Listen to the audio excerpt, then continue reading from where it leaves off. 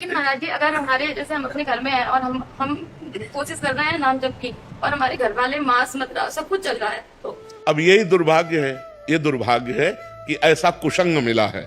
मतलब अब इसको हम क्या कह सकते हैं कि एक व्यक्ति है जो भगवान के नाम का जप करना चाहता है भगवान, लेकिन फिर भी भक्ति हो सकती है, क्योंकि जब लंका में भक्ति हो सकती है तो भक्ति हो सकती है, नहीं हो सकती। भगवान विभीषण जी से कह रहे हैं, जिम दसना नमो जीव बिचारी, जैसे 32 दांतों के बीच में बड़ी कोमल जीभ रहकर अपना काम चला लेती है, नहीं चला रही, ऐसे ही लंका में पूरा लंका निश्चर निकर निवासा, यहां कहां सज्जन करवासा, लेकिन वहां भी विभीषण जी ने भक्ति की, ऐसी भक्ति की कि भगवान ने कहा तुम सरीखे संत प्रेमी हो। और वहां तो हमें लगता है केवल विभीषण जी ऐसे होंगे जो मांस न खाते होंगे, नहीं तो सब मांस खाने वाले थे। मदिरा मांस का तो वहां मतलब आहार ही था। कुंभकर्ण के लिए पूरा एरिया जमा किया जाता था, जब जगता था तो एरिया के भैंसे खा जाता था, जैसे अपने पकौड़ा खाते हैं ना, ऐसे वो भैंसे खाता था। भैंसे है, बकरी है, सब मतलब। तभी भगवान ब्रह्मा जी ने उसे 6 महीने सोने का, कि एक दिन जगे 6 महीने सोए, नहीं तो पूरी सृष्टि का आहार कर जाएगा। ऐसे लोगों के बीच में रहकर उसने भजन किया।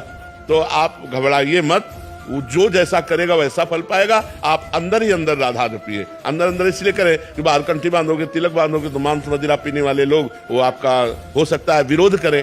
तो हमें लगता है भक्ति विरोध नहीं।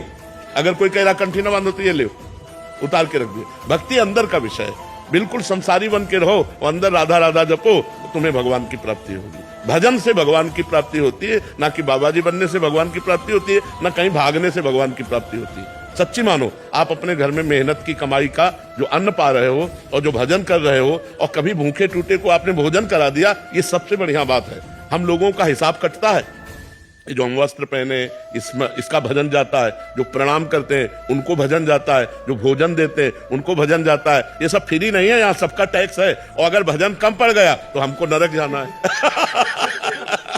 हरई शिष्य धन शोक न हरई, सो गुरु गोर नरक मा पड़ई। अच्छा, आप इस भागवतिक टैक्स से बचे। मेहनत की कमाई से कपड़े पहनते हैं, मेहनत की कमाई खाते हैं, और अपनी मेहनत की कमाई दूसरों को भी दे देते हैं। गौ सेवा, संत सेवा, आए हुए अतिथि की, भिक्षुक की सेवा। तो गृहस्थी धर्म बहुत बड़ा है। हम लोग गृहस्थी धर्म में ही पैदा हुए और गृहस्थी धर्म से ही हमारा पोषण होता है। पोषण भी गृहस्थी धर्म से होता है। अगर ये आप लोग समझते हो कि गृहस्थी धर्म में भगवत प्राप्ति नहीं हो सकती, तो आप सच्ची मानो, सबसे पहले गृहस्थी को भगवत प्राप्ति होगी। पर धर्म से चले। अब पराई बहनी बिटिया से गंदी बातें करो, शराब पियो, मांस खाओ तो नरक जाओगे। और अगर अच्छे आचरण करोगे, 4 रोटी अपने से बचा करके गौ सेवा, संत सेवा में दे दी, तो वही तुम्हें भगवत प्राप्ति कराएगा। खूब नाम जप करो, कोई परेशानी नहीं। कहाँ भाग के जाओगे? आज हमें एकांत बता दो, कहाँ एकांत है? कहीं एकांत नहीं बचा। हिमालय में भी चले जाओ तो वहां भी लोग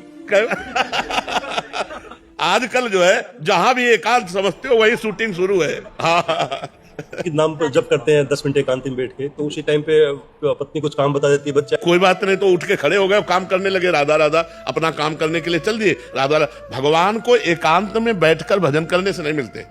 काम करते हुए भजन करना सबसे श्रेष्ठ बात है। झाड़ू लगा रहे, फावड़ा चला रहे, व्यापार कर रहे हैं, पानी ला रहे, कुछ भी काम कर रहे, राधा राधा राधा राधा क्या जाता है? माले चलाने से भगवान प्राप्त होते हैं, भगवान सुमिरन करने से प्राप्त होते हैं। हम सुमिरन करें भगवान का, माला के बिना सुमिरन करें।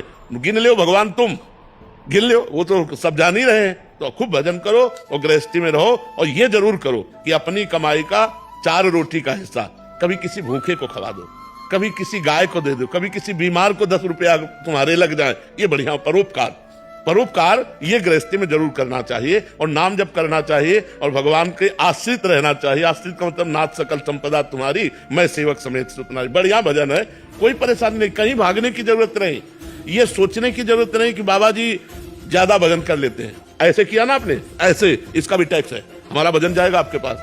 आप साष्टांग लौट गए ना, ये खुशी की बात नहीं है।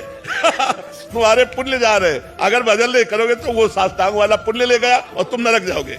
बहुत होश की बात है कि ये कोई खिलवाड़ नहीं। ये जो सिद्ध पुरुष भजन में निरंतर लगे, उन्हीं से जगत का कल्याण होता है, वही मंगल होता है। नहीं तो एक एक का टैक्स है। जैसे भारत सरकार का हर वस्तु में टैक्स है ना, ऐसे भगवान का टैक्स है, हर एक चीज में टैक्स है। कोई तुम्हारे पैर छू रहा है, कोई तुम्हारी बड़ाई कर रहा है, कोई तुम्हें प्रणाम कर रहा है, कोई वस्त्र दे रहा है, कोई भोजन दे रहा है, कोई धन दे रहा है, वो सब भजन ले रहे हैं। वो हमारा सब भजन ले रहे हैं, कोई खिलवाड़ नहीं है।